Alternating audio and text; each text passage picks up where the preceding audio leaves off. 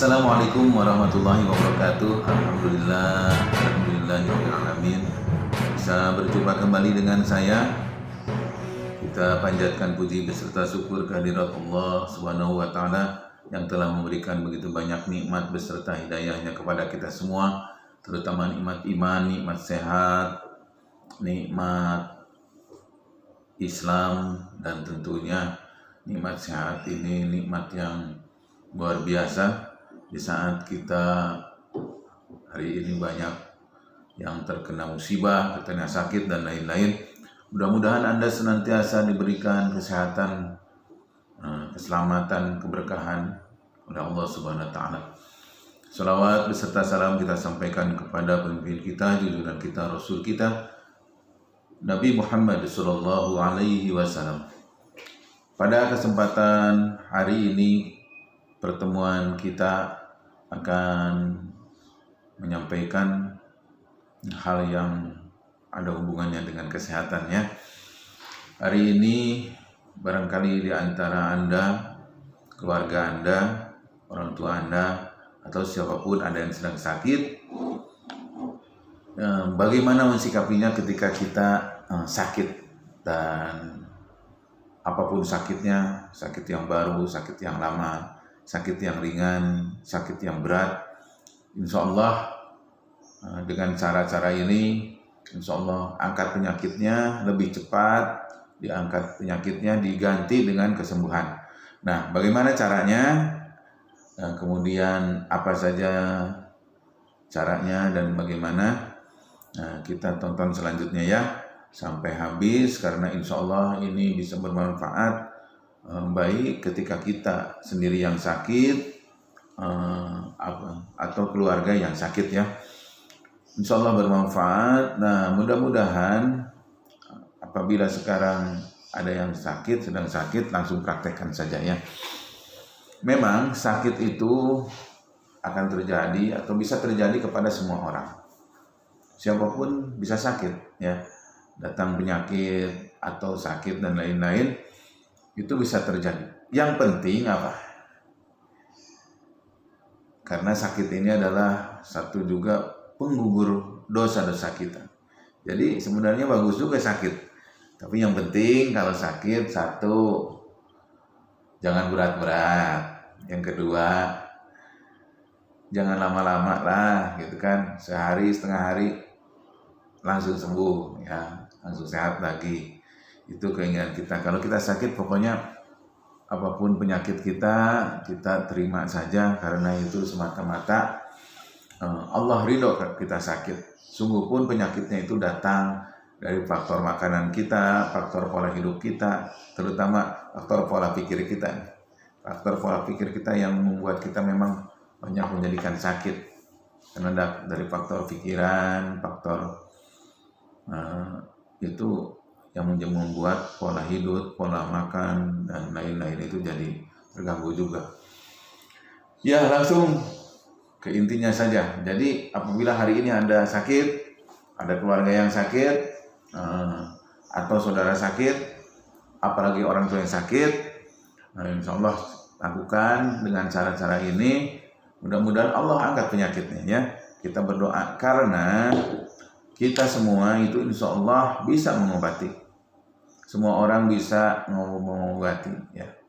Apalagi yang memang sudah ahli pengobatan, dari dokter dan lain-lain, tabib dan lain-lain.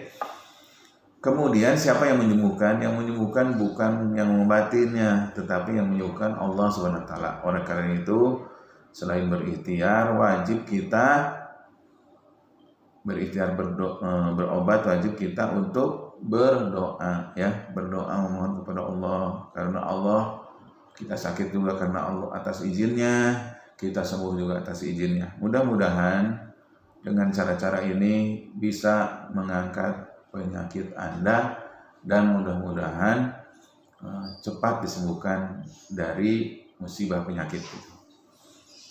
Baik, pertama caranya ya, yang ketika Anda sakit, pertama ambil wudhu ya, bersuci, berwudhu, apalagi yang sudah bagus yang menjaga wudhu ya, ketika batal berwudu lagi, apapun dimanapun.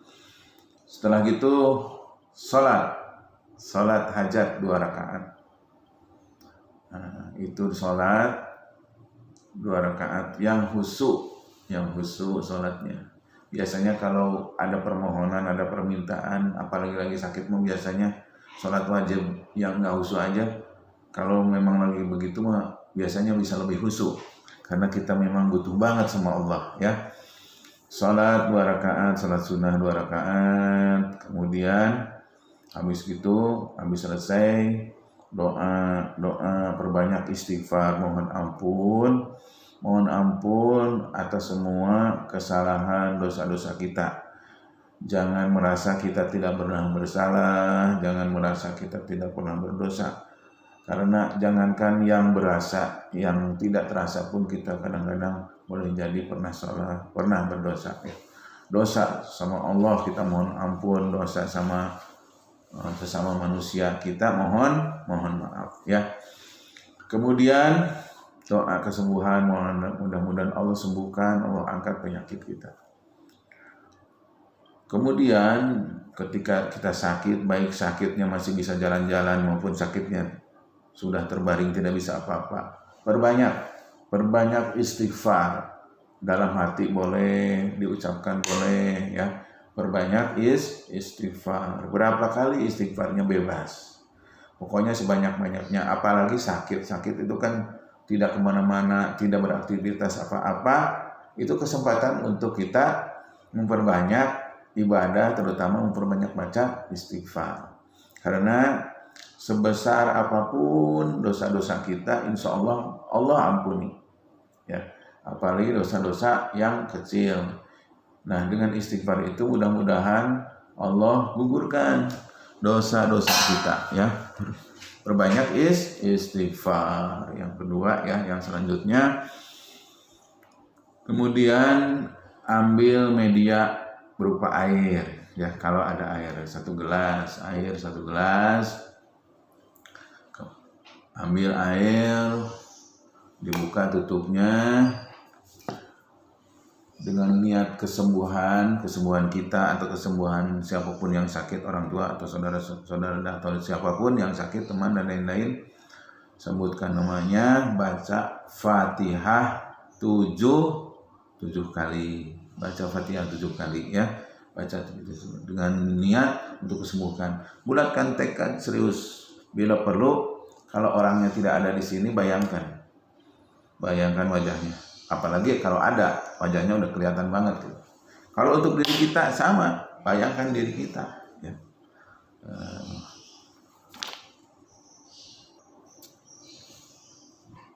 Itu kalau medianya air. Kalau medianya minyak wangi, minyak kayu putih, minyak apa aja lah ya, itu kan sama. Dibacakan Fatihah 7 kali, niat untuk kesembuhan kita atau kesembuhan orang yang sakit tersebut ya. Nah, cuma kalau air diminum ya, untuk minumnya yang sakit, kalau minyak tadi untuk dioleskan kepada di mana kita punya penyakit, sumber penyakitnya di mana, yang dirasakannya di mana, dibalurkan. Atau kalau nggak pakai media minyak, nggak pakai media air, pakai media tangan boleh. Pokoknya kita nengok orang kan nggak bawa minyak, nggak bawa air. Nengok orang ketika sakit, pakai media tangan, ditempelkan tangan kita ditempelkan. Tempelkan di mana orang itu sumber penyakitnya, sakitnya, tempelkan. Kalaupun tidak di sumbernya, di mana saja, yang penting nempel dulu tangan kita ke orang tersebut, di mananya saja boleh. Makanya ketika kita nengok, sambil bacakan Fatihah 7 kali ya. Kalau mau pakai doa kesembuhan, doa apa, atau Anda yang bisa, silakan, lebih bagus. Cuma intinya itu bukan hanya di doa, tapi ketika kita, makanya ini channel ini terapi kasih. Terapi kasih itu salah satunya adalah sentuhan ya, sentuhan. Nah, ketika menyentuh itu sudah terapi. Kasih itu apa? Adalah kasih, itu rasa kasih sayang. Nah, di situ ada kasih sayang. kasih sayang kita. Baru datang nengok aja sebenarnya kita sudah teraplikasi gitu kan. Apalagi kita tempelkan. Apalagi di orang tua kita ketika orang tua kita yang sakit. Sambil bacakan Fatihah dalam hati mohon ampunan, kemudian doakan untuk kesembuhan. Aku yakin bukan cuma husu, bukan cuma yakin, tapi bulatkan tekad. Mudah-mudahan ini untuk kesembuhan orang yang sakit tersebut. Atau ketika kita yang sakit di dada, maunya kita tempelkan sakit. Pejamkan mata sambil berdoa, baca Fatihah gitu. Nah, itu boleh dimanapun, sakit gigi, sakit tenggorokan, segala macam. Nah, ini ketika kita yang sakit, jadi ingat Allah dulu, jangan ingat obat dulu, jangan ingat dokter dulu, atau jangan ingat yang ngobatin dulu. Tapi ketika kita datang sakit, buru-buru ambil air wudhu, kemudian sholat 2 rakaat. Karena pada dasarnya penyakit itu Allah ridho, atau memang atas izin Allah kita sakit, atas izin Allah sakit. Makanya buru-buru ambil air wudhu, kemudian sholat 2 rakaat ya. Nah, selanjutnya setelah tadi pakai media tangan, media minyak atau media air itu boleh. Kemudian sekali lagi diusapkan, ditempelkan ya. Yang terakhir yang tidak kalah penting adalah jangankan lagi sakit, biasakan kita bersedekah. Apapun sedekahnya, minimal sedekah senyum ya, kan gitu.